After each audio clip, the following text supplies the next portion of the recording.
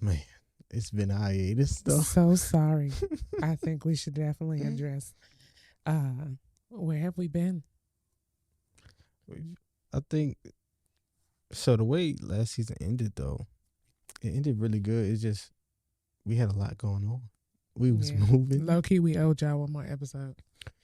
Yeah, we was moving. Oh my And gosh. that was a thing in itself by itself. And also the weddings. Yeah. So for those of you who are retuning in, welcome back to the show. And we definitely were like, we gotta talk about where have we been. Because we actually planned on not having a hiatus this after last season. That was the Hmm. goal. However, one, we told y'all we was moving like hella times. And that has obviously happened at this point. So we were packing up to move, which meant all this stuff had to go away. And then moving here, we moved on a Monday, Yeah. and literally we were out of town Friday. My college roommate got married. We had a baby shower at home with our family. So we were literally gone for like 10 days immediately after moving. So we never even set up a new space to try to start recording. And then we moved. We went out of town. We got back literally at the beginning of September. Little, yeah. Yeah. So we were gone from like August 14th. That was the day we moved here. So August 18th, we were out of town until the beginning of September. We get here, and then it's like all hands on unpacking and all that kind of stuff like that. Why? Because we got a baby on the way. I am still very much pregnant though. Some people probably thought, I wonder if she had the You baby. had the baby by now. Yeah, no. I'm still very much pregnant, but that also meant that we were trying to get the house together for baby prep. Yeah. Baby showers. We had another baby shower here in Atlanta this weekend.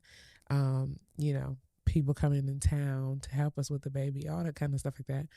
We've been just in prep mode. But we said we needed to start shooting. We started recording because we want to make sure that we can get enough content done collectively, obviously, before baby boy does arrive, because time is drawing nigh. Yeah, it is. What's your thoughts on last season? I think last season was dope. I think we shared a lot. It was very transparent, very vulnerable. And we kind of just talked more, went more in depth into our story. I think there's a lot of people that have been listening that didn't know us, now know us. And those who do know us but didn't get to hear like certain perspectives of things that we've encountered in our life or in life with them if they know us and stuff like that, where we were able to kind of really fully elaborate on just our thoughts and the things that we've learned. I think one of my favorite parts about our show in general is life lessons and like what have we Right. learned. We're not old obviously, but what have we learned as we have continued to progress on and continue to maneuver through life and continue to go through different phases of life, and being able to be honest and transparent to share those things with people so that they can feel like, one, I'm not the only one that feels this way, or two, learning from our mistakes, learning from our lessons, and being able to say it all makes sense. You know what I mean? And us even being able to make sense of our life. Literally, I think last season we talked a lot about our story, like more in depth. Like you said, I think a lot of people got to know us. Yeah. Knew about our business story because we, you know what I'm saying, that network marketing episode was really, really big. Yeah. And really receptive, honestly, because we was deciding when to even do that episode. So we had planned on never. yeah, we didn't know when to actually unpack that whole story, but and I feel like we're still unpacking it as we unpack that piece. Yeah, I mean that's why today I guess we talk about career pivoting and just from here on out, like what does life look like for any millennial out here that is looking to like pivot into another career, or they already are into a career. What does that look like for their future? So I guess it's time to talk about that. Well, let's talk about it. Let's talk about it.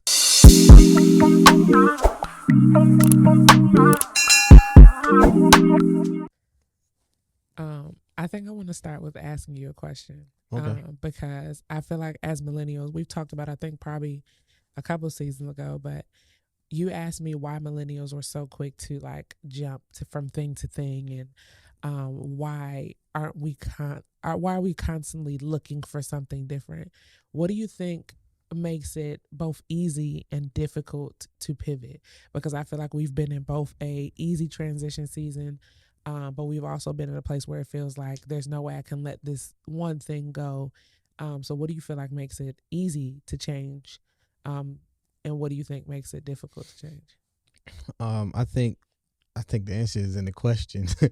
What makes it kind of easy to change is because whenever you want something different, you got to make a change, and Yeah. that makes it easy to make a decision. But what makes it hard is that it is change, and it's very uncomfortable. And I've talked to friends right now that may have just turned 30 or they're about to, and they're experiencing like, yo, I've been doing this one thing for maybe 10 years in their 20s, and now they're trying to make a decision like, do I want to continue doing this? Right. And we had this kind of realization ourselves, like in our 20s, it was all network marketing for the most part, Literally. and obviously some professional jobs and stuff like that. But for our goals, it was more so network marketing. And then now shifting into a new decade, you start to have all these different feelings that come up. It's like, okay, what I've been doing for the last maybe 10 years, maybe 15 years, is that what I want to continue doing? And a lot of times it's not. And it's crazy because it's like thinking outside of the box of who you've been all this time feels Right. weird as jacks of like, how can I not do this? Or what else? What is it good for? Right. You got to think about you've taken all that time to build your identity in something. In something, yeah. And it's like we feel like it's a changing of identity, even though it's not really changing your identity. It's just changing what you do to make you either a living or just what makes you happy. Yeah. And like talking to friends and just myself in general, like, okay, I know I've been doing whatever I've been doing for the last 10 years. Now, what does this new journey look like? Because it's scary now. Because a lot of times you're starting at the bottom. Big bottom. You know what I'm saying? So that new 10 years is a whole. It seems longer now because you're thinking like, okay, I'm starting at the very bottom of something, and now I got to get good at something again. I gotta build my resume. I gotta if you want to build a business, now I'm starting a new business. That's even more things that can come up, and it makes it uncomfortable. So it makes it hard because it's that very thing. Like I said, it's being uncomfortable and not, walking away from what you've known for so long is so hard. But I think it's very, very necessary if you're trying to grow. I think so too. I think what makes it easy for us is that, well, let me not say easy. I think the ease in it is typically because something else isn't working. And it's like, well, if it ain't working, then let me go find something else to do. But I think what makes it difficult is the attachment to identity and realizing that typically, even growing up, like we're taught kind of like, the first question they start asking kids is, what do you want to be when you grow up? And so you start to attach yourself to this thing that I want to be. And because that's what I am, that's who I am. And it's hard to break away. I think that's where, like, when you turn 30, I don't know what it is about 30, bro. I can only imagine what we're going to be saying when we turn 40. But like, it's like when I turn 30, it's starting to identify why I want what I want, or what do I want, or what are the things that make me tick, or why have I been so wrapped up and entangled in something where it feels like I cannot move away. And it's been really interesting for me to like unpack to myself and to you, obviously, and now on the show, but to unpack the reasons why I have made and making or considering certain everything. Like, why do I make these decisions, or what makes this a good move for me? Or because I remember we had a show last season where I was just like, I'm content with just being your wife right now, being my children's mother, and I was perfectly fine with that. And because I mean, that is a job, it is a huge thing. But I think it always boils down to perception of other people and our desire to know what people think of us so bad that it's hard to even consider, what does it look like when I'm starting? Right.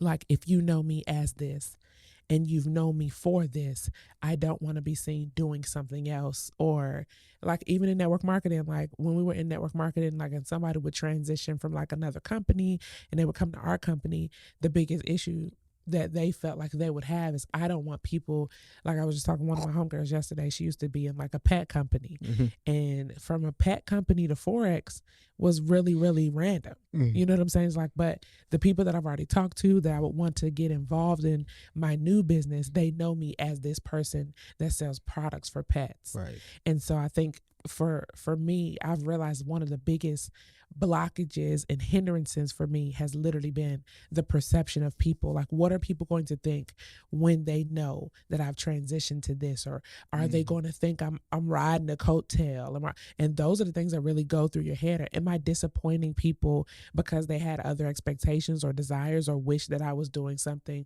alongside them? Okay. You know what I mean? I think those are the things that I've had to personally like really start to unravel, unpack, and attack for myself, to be like, what are the things that are really making you be hesitant toward a decision or make a decision, you know? And I think that's tough.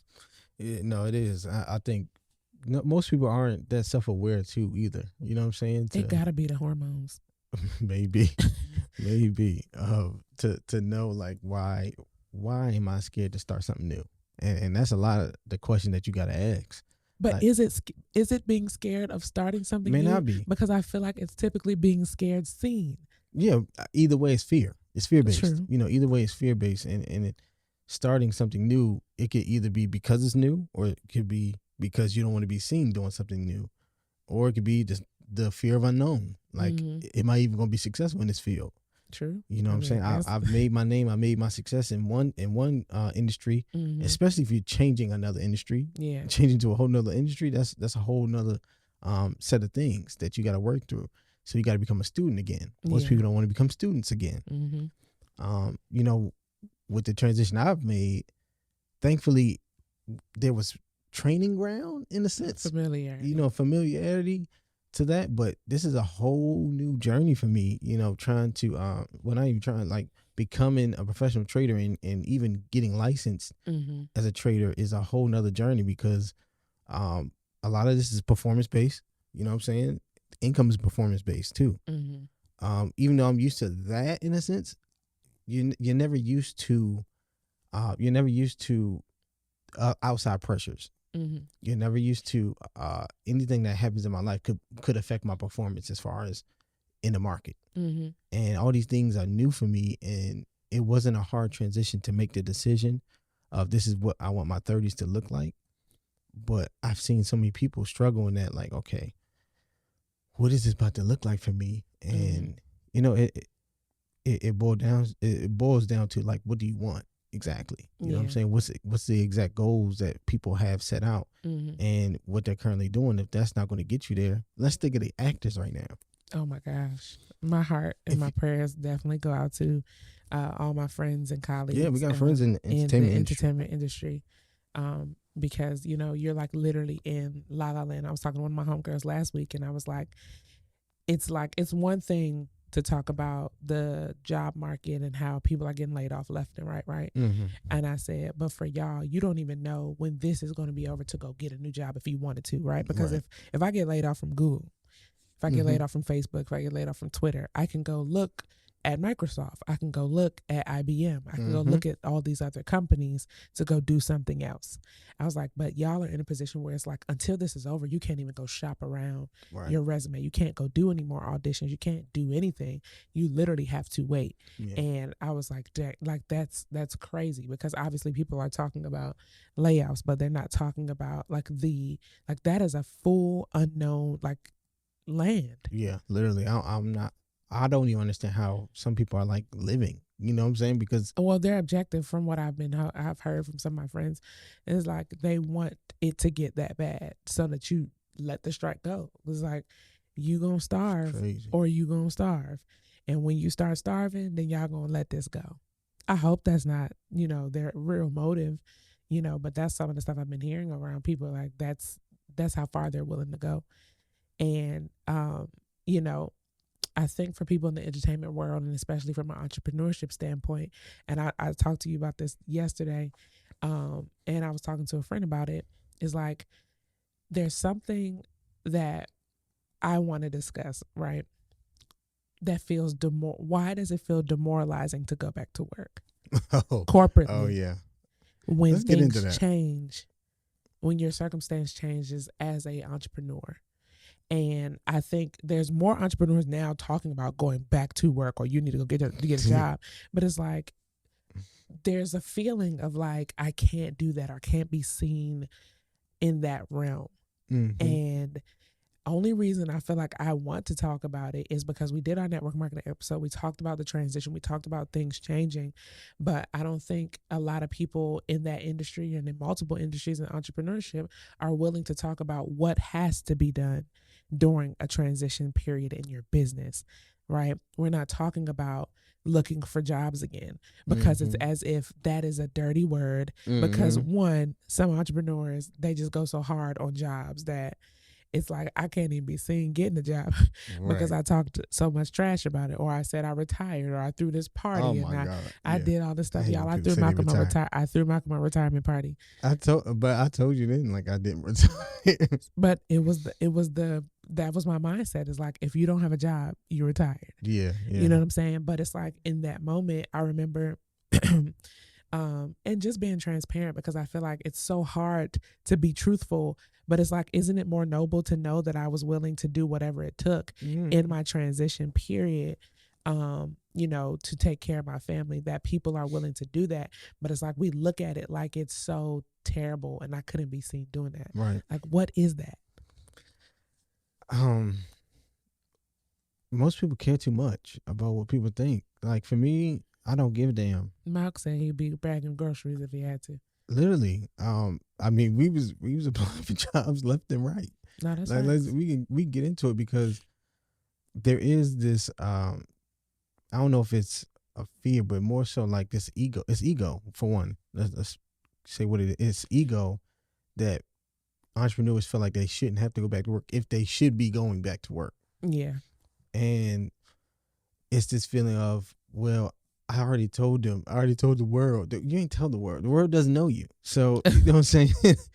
It's okay if you do have to go back and get a job and stabilize yourself, because that's what a job can do. It can stabilize your life, especially if you've got other aspirations and goals. Right. It's just another investor to help you do it. And sometimes we lose sight of what it really means, because or what got us to where we were going. Yeah, you know what I'm saying? Based off of that. If you start thinking about the process, like what was your actual process to be able to get free? Yeah. It started at probably a job. It probably started where you had to clock in something or be on somebody's time. But it's difficult for a lot of people, especially in the network marketing industry. Oh man. Oh my God. People can lose houses before they go and get a job, which is crazy to me. And that's where I want to explore, where it's like, yo, what is so bad about, like you saying, stabilizing yourself or shifting to a point where you can get back in a position. And it's just the thought of what will people think of me if they knew that and I think a lot of that comes from, like in the network marketing space, if you're a leader per se. And this is definitely not a part 3 network marketing. No, not at all. When you're considered a leader or a person of influence, a person that people follow, right? You're taught to keep all of that to yourself. So the principle being, like, you take your problems up. You take the problems to the person that's above you, and you put all your positivity into the. Did somebody ring the doorbell? I don't know. I didn't hear anything. I feel like I heard the doorbell. Oh, great. You want to go check? Let me go check. So from that standpoint of like, when you're in that space, the principle that we were taught is like, you take your problems up, right? And you put all your positivity into your organization, into your group of people. And so I think the pressure of that, but then it's like, don't come to your superior also complaining, because now you're complaining. You know what I'm saying? It's like you're complaining. You need to believe, and you need to make sure that your mindset is always thinking opulently and positively, so that you can accomplish your goals. And so it puts you in this place where you feel like, I can't talk about my reality Right. if What's it's burning?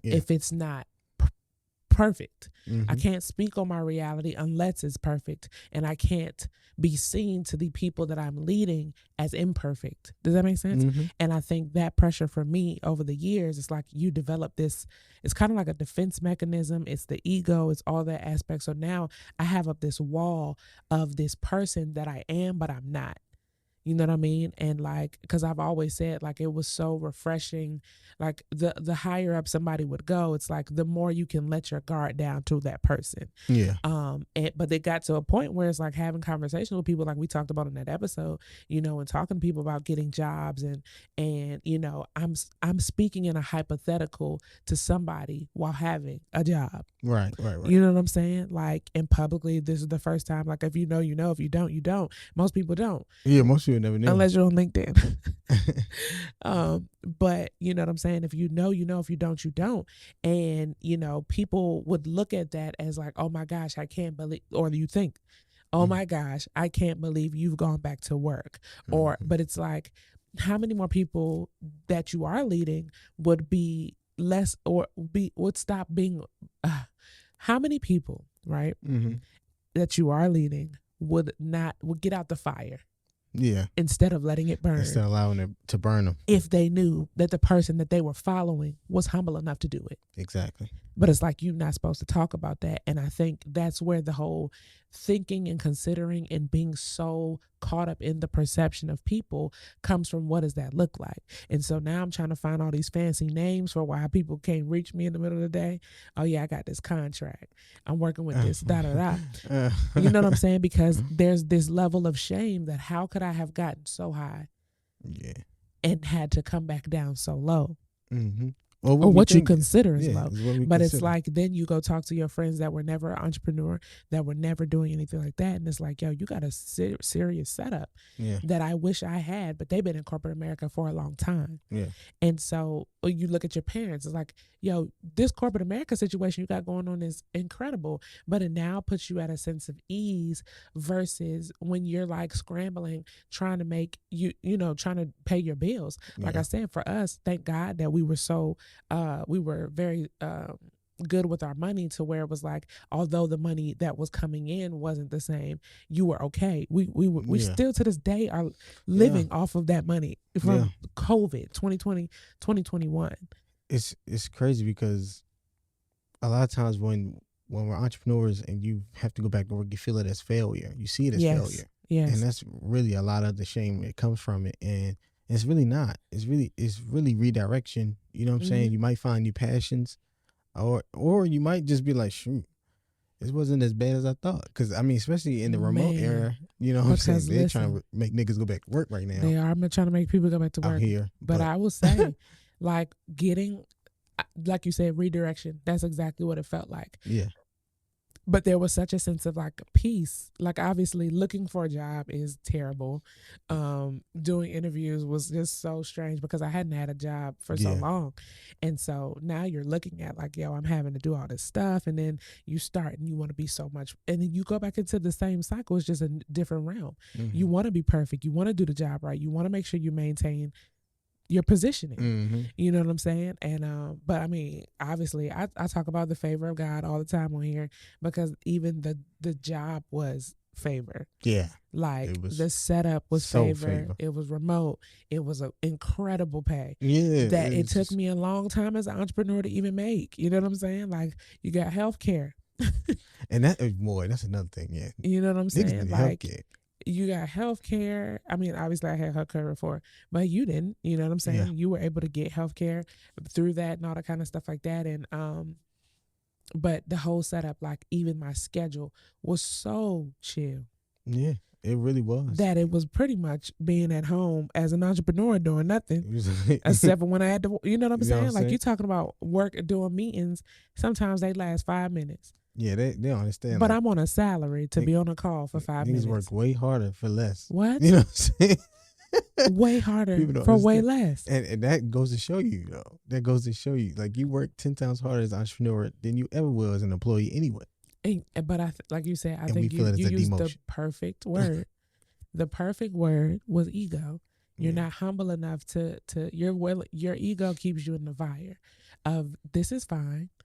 Like it's burning, but this is fine. And it's like, no, that's not fine. And I think it also depends on like where you are in life, because for us, I feel like it would be different if we didn't have kids. Yeah, probably so. You feel like I can thug this out. Yeah. It's not that bad. But when you got other people that are counting on you, like I'm not about to be in a position where I can't afford groceries or it's different, stuff like that, or that my kids aren't eating. And like, no, I'm not ever going to let it get that bad. Right. And I think that was where we really started making those decisions. And it was tough. It was tough because we've talked about on this show giving up cars, relocating, downsizing, all that kind of stuff like that.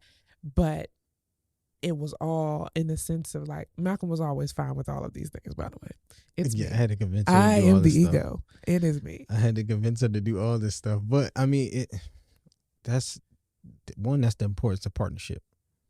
But also, like, the reason why I brought up the actors is because, like, what are they scared to do? Now, as far as pivoting and stuff like that, like, what career field are they looking now to probably shift into?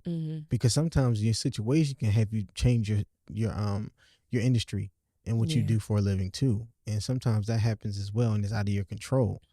A lot of the stuff that we had to do was out of our control because of what was happening in our industry. Literally. You know what I'm saying? So you kind of find ways to now start a new career path for yourself. And even though it can be daunting or just fear the unknown or not wanting to get a job sometimes, but knowing you need one, you know what I'm saying? Like all those things help you to get to another level. And I think that's what we were trying to use all these things for. Yeah, for sure.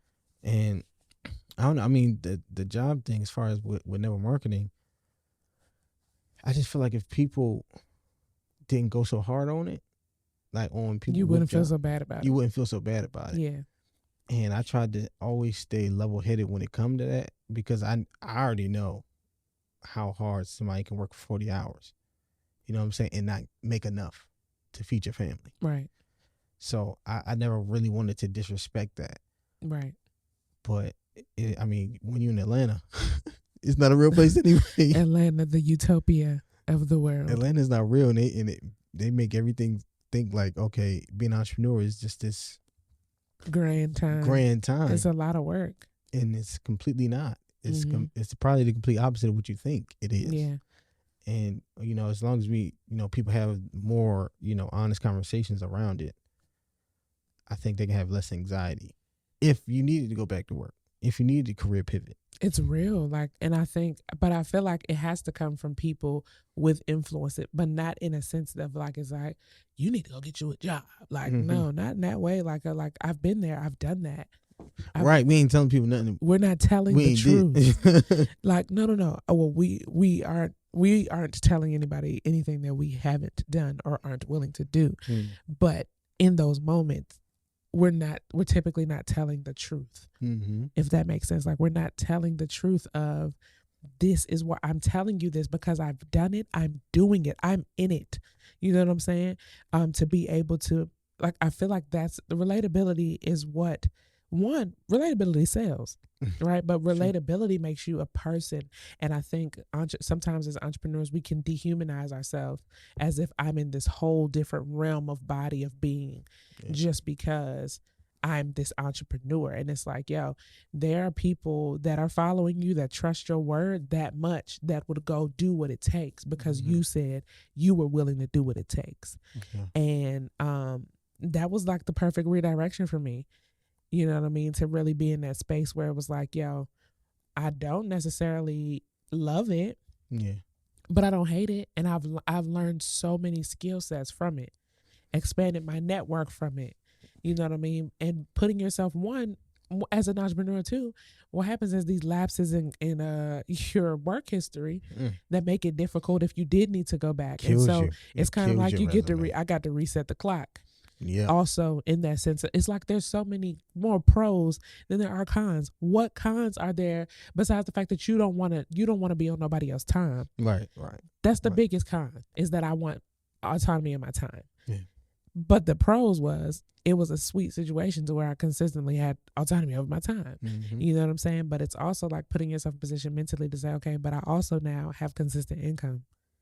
That you can rely on, and you can build a life around. Now everything doesn't feel like you have to do it right now. Mm-hmm. You know what I'm saying? It doesn't make you lazy. It makes you really it makes you move correctly. You know what I'm saying? And I think it could boost your confidence in doing a new thing Exactly. because you have a buffer. You have a buffer.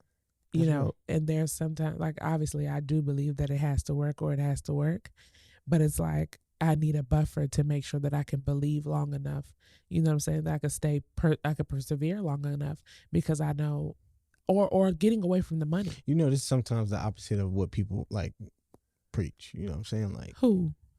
it has to work or it has to work. Like that mentality. It's like, do you have kids? You know what I'm saying? It's that mentality of people don't really talk about like real life. You know what I'm saying? Like, yes, it has to work or it has to work. But what if I have children that depend on me, and I'm out here not willing to do something about that? You know what I'm saying? Like, there's something to that. Like, we got to change that narrative. Well, you often tell me that I don't understand because I'm not a man. Oh, Lord. Just in general. What? You say that all the time. Yeah. And so can you speak to it from that perspective? Like, for women listening who are trying to understand their man, but also just to men, like, what does that feel like? Because I know you always often talk about like it's not enough to just be making money or not be making money. You don't understand what it feels like to have to feel like a provider.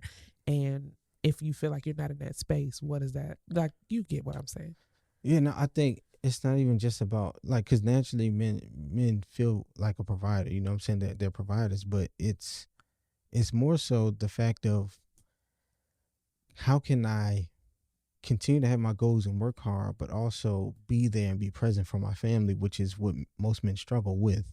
It's the idea of like, I'm not going hard enough, but if I do, I know if I do go hard, I'm going to lose time with them. Mm-hmm. And that hurts the marriage, that hurts the relationship with the kids, that hurts the household. You know what I'm saying? So it's that constant battle and struggle of finding that balance between the two of, you know, can I work these amount of hours, but if I do that, is something going to be missing on the other side of that? Mm-hmm. Or are my kids going to regret me? You know what I'm saying? Resent me? Or is my wife going to resent me? Is you know, am I going to miss out on important things that happens in a child's life and a toddler's life? You know, their first words and stuff like that. Am I going to miss these things? And it's this constant battle and struggle between, especially men that have goals and have things that they want to accomplish. And that's why a lot of them, you know, try to get those things accomplished before they even settle down. That makes sense. So it's so much more tougher mentally when you already are building and building with someone, mm-hmm. instead of just building yourself up. No, that you know makes what I'm sense. saying? So that's the idea of it. Yeah. That That's makes tough. sense. I feel like as a wife, it's trying to be sensitive to knowing the pressures that I'll never understand. And trying to find a way to just simply be what I was created to be, which is a helpmeet. Mm-hmm. Obviously a partner, and but being helpful to the situation. Mm-hmm. Man, It's real. I mean, and then, you know, you tackle on the different professions that people go into. And like I said, my profession, becoming a commodities trader. Lord Jesus, it is a journey. You know what I'm saying? It's a lonely one. Boy. It's such a lonely journey that you don't get to you don't get to unload what you're seeing, what you're hearing, what you're feeling, and all the other things to other people, because they don't really know what you're going through. Right. You know what I'm saying? Everything is solely based upon me. So I got to be that much more self-aware of myself. Mm-hmm. I got to be that much more sharper mentally. Mm-hmm. And any little thing can throw that off too. You know what I'm saying? Anything that happens in your life can throw it off. So let's talk about, I mean, I don't know if you want to talk about this, but let's talk about that one moment in your journal that I saw, not in his diary or nothing like that, but in your trading journal where you talked about my layoff. and how it affected your Yeah. performance. Oh yeah, we need to talk about that. Yeah. Oh, the facts. layoff. By the way, also laid off. Also was laid off by corporate America that I spoke so highly of. No, Right. but the layoff, we talked about it though. Like we were talking about layoffs being crazy. We're speaking as a household, like not just people that we're seeing or people that we know of. We are people. Facts. No, we are people. We are people. But what I put my journal, So I remember, I think your journal was up one time, and I was looking at like your trade performance, minding your business like hell. Okay. And you had put because obviously as a trader, because you said it's a lonely road, and you have to be self-aware.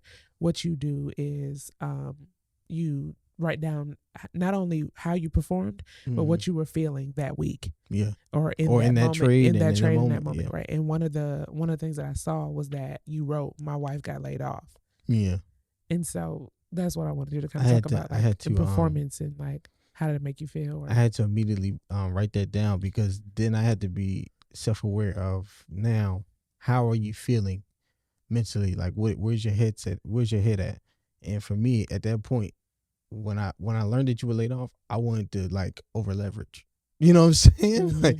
Like so that immediate thought, I had to write it down so I get that immediate thought out, because I could just go and do it. Yeah. You know, I said I could have gone and just over leveraged my account to try to make whatever we was gonna miss out on. You know what I'm saying? Mm-hmm. Like, and stuff like that could kill my profession, especially if you're looking at a track record, because managing people's money, they want to see a track record. Right. So anything like that could set you off, and say I've been doing well for 6 months in my track record. That one trade could take me back a whole 6 months, because no one wants to see equity curve go, shot to hell. You know what I'm saying? Because like, what happened here? Right. So it was very important for me to write down, like, what were you going through, what happened with you, and how that was going to affect me mentally and could affect my performance in trading. And I, every week I kind of write down, like, what am I feeling in that moment? Am I feeling pressure? Am I feeling like I need to make this amount of money? You know what I'm saying? Anything like that, because it's important. So I wrote that down just for that very reason. Did it throw you off my response to my layoff? Yes.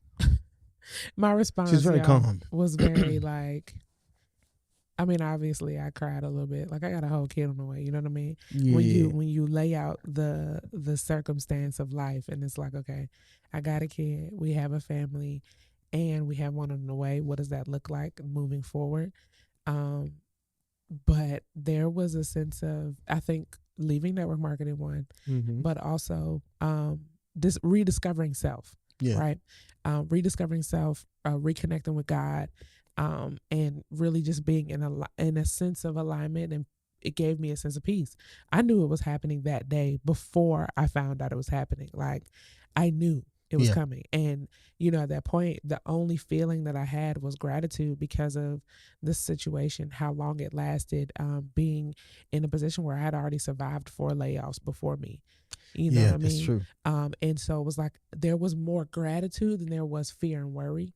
And obviously, like, you're looking at, the difference in income now and all the kind of stuff like that. But I'm like, at the end of the day, God knows what he's doing. He's perfect in everything he's done, and he knows everything that happens in our life well before we know. So he knows what's up, and he knows how we're going to feel about it, and he knows what he has in line and in preparation for what's coming. And it made me consider, like, okay, was this actually in the way, of where we need to go? And if you look at today, it's like, okay, well, would I have come across the opportunities that I now have, or doing what I'm doing now, launching what I'm launching? Obviously, I don't want to say it vaguely, but we're going to get to that and all that stuff like that. Does that come if I'm not open and receptive due to the way things happen, the way life is set up, and the way that things start to shift and change? Yeah. Am I receptive? I don't think you would be receptive if that hadn't happened. You know what I'm saying? Like that but It's also fine. It's being in, divine for but sure. also being at peace with it, not being concerned and worried. Because I remember, like, there were people blowing my phone up too, like with their worries about the same circumstances and stuff like that. And I'm like, I don't know why I want to be worried. I feel like I should be. I feel like I should be concerned. I was very, very surprised. I would think you were a traitor. You know what I'm saying? Like, cause I'm like, she's in too much emotion to a T. Cause I'm like, It how is gotta be the she? hormones, bro. I'm trying to tell you. I'm like, this is crazy. I wasn't expecting it, but I mean, I can understand it. Yeah, I mean, I just feel like, you know, here's another thing. Like, at this point in my life, how can I continue to proclaim to be a person of faith and a person that believes God can do anything, Mm-hmm. and then be concerned every time? Like, you know, church is something that is emotional sometimes, right? It's something that can pipe you up and you feel great. But can you sustain those feelings and the beliefs and the things that you believe God can do for you when life is doing what life does, which is life?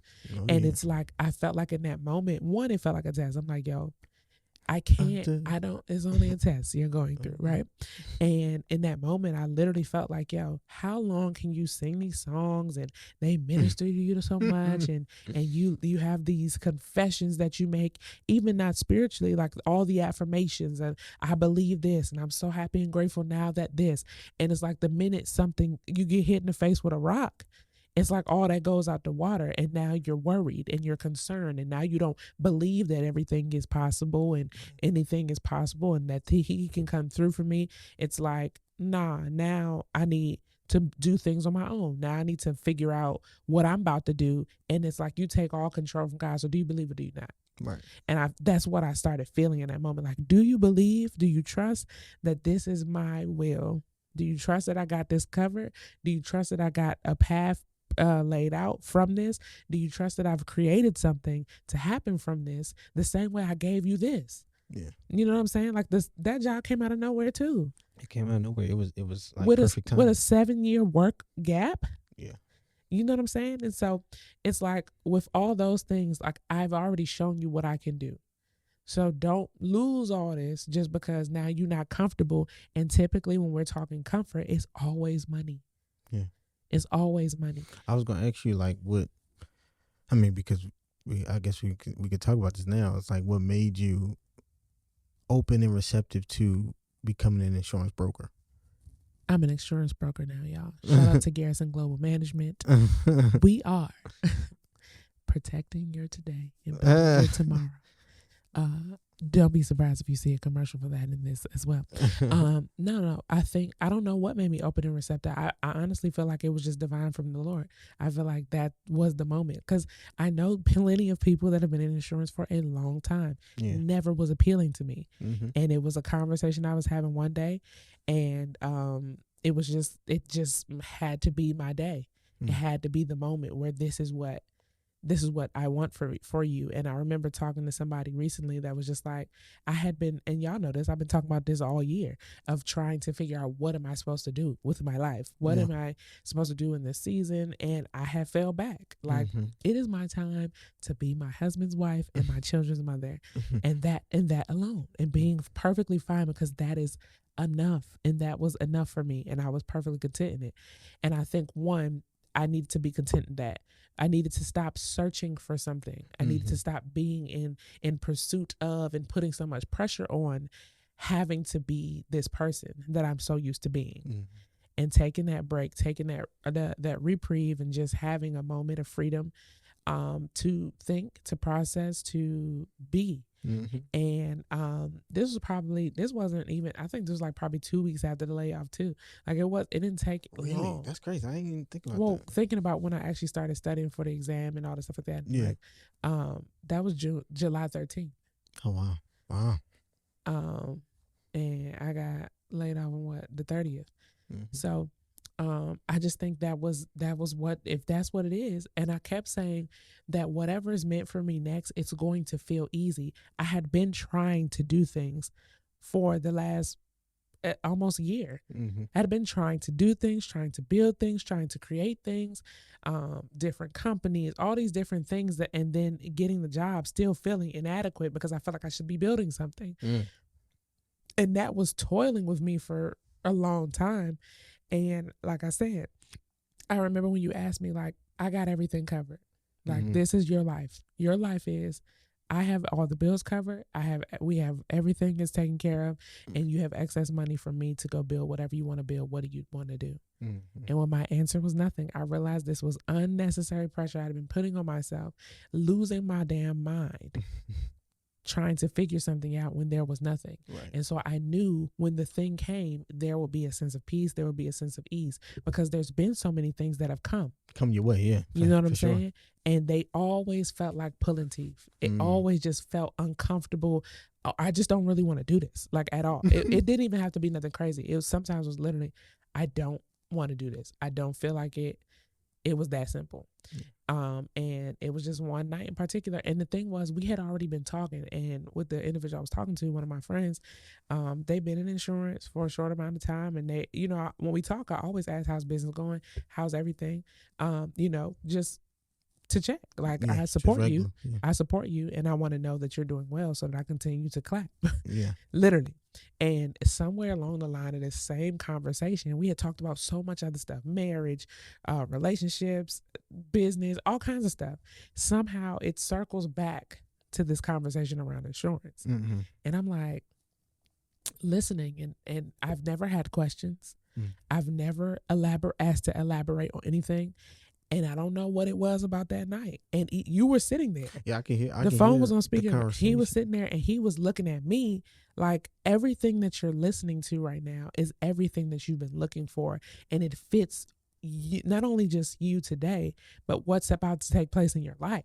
Yeah. You know what I'm saying? Because obviously we're considering new businesses or considering new ventures. It's like, I'm literally about to have a baby. Yeah. Does it make sense for me to be out here trying to give you my offer and da-da-da-da, when I might not be able to continue this on come a couple weeks from now? Right. Oh, I don't know if by the time y'all see this, I'll be the had baby, but you know what I'm saying? Like, is that maintainable?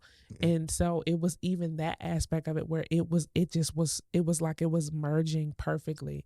The perfect collision was happening on that call. And you were looking at me, and I'm like, because in my mind, part of me was still like, nah. And you were looking at me like, babe, this is everything that you, like, this is you. Yeah, I was That's like, all you said. This makes sense. This is you, and this makes sense. And so I got off that phone call, and I was like, never ever considered this, never thought about it. And I said, yo, what I got to do to start? What's the move?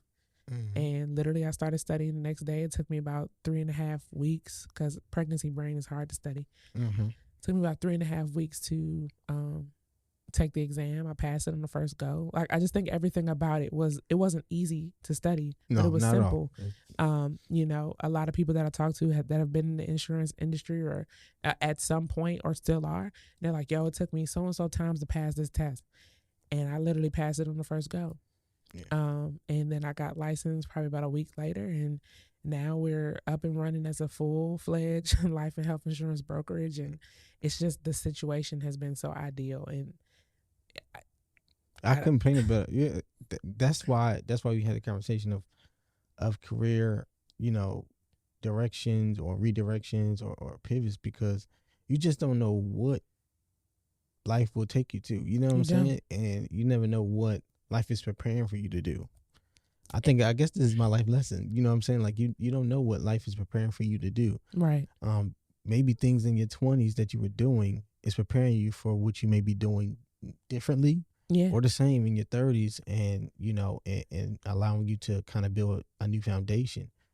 But it is dope to see in real time. You know what I'm saying? We're talking about this in real time. We are. But so many people probably are thinking the same thing or going through the same thing. Like, yo, what am I to do with my life going forward? And, you know, what career path am I looking to set for myself? But it could be right there in your past. You know, it could be all the skill sets that you've acquired. Have been preparing you for such a time as this.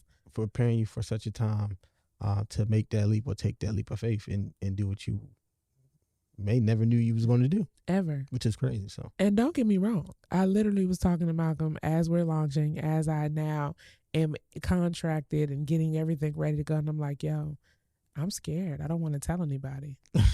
I don't want to be on social media with it. I don't want people to see that I'm now doing something different. I don't, and that's what I've been unpacking and exploring. Is like, is it people? Is it specific people? Is there a reason? And most of it boils down to, back to what I said at the beginning of this episode, is perception and what you think people will be thinking. And at the end of the day, people don't give a damn. People don't care, man. People do not care about you as much as you think they do. I've said it time and time again, but I have to now live by my own word and, you know, let it be what it's going to be. So, if you would like a free insurance quote, I will be glad to give you a free life insurance quote, as well as healthcare season is coming. Yeah, definitely. Or may have come. I need you. You know what I'm saying? May have come, yes. For those of you who need to know, yes, Medicare season for the seniors in your life. Annual enrollment is coming up next month. And then for those of you who are looking for the Affordable Care Act and health insurance as well, especially if you've been recently laid off or you are part of this strike land, listen, I will have Affordable Care Act plans that I can get you a quote for as well, starting November 1st, open enrollment starts. So, yeah, I would say my life lesson is, y'all, just be open and receptive, because you just don't know what God has for you. You don't know what he's trying to put in your lap or right in front of your face that you're ignoring because it's not what you think you'd ever be doing or should be doing or want to do. But just be open and get yourself in alignment so that when the time comes, you know, you feel it and everything makes sense. But yeah, this was another one. Welcome back to your favorite pod. I think, is it season 5? 4 or 5? I don't know. We did 4 already. 5. Welcome back to the So Let's Talk About It podcast. I am your co-host, Brittany. And I'm Malcolm. And you can follow me at Brittany Danelle. And you can follow me at Malcolm_2_Garrison. And you can follow the show at So Let's Talk About It pod on all platforms. Make sure that you like, share, subscribe. If you're listening on Apple Podcasts, don't forget to follow the show, rate, and review so that we can continue to get our message out. If you're watching this on YouTube and you made it this far, don't forget to like this so the YouTube algorithm goes forth and shares this with as many people as possible because you like it. So we'll see you guys on the next episode. Peace.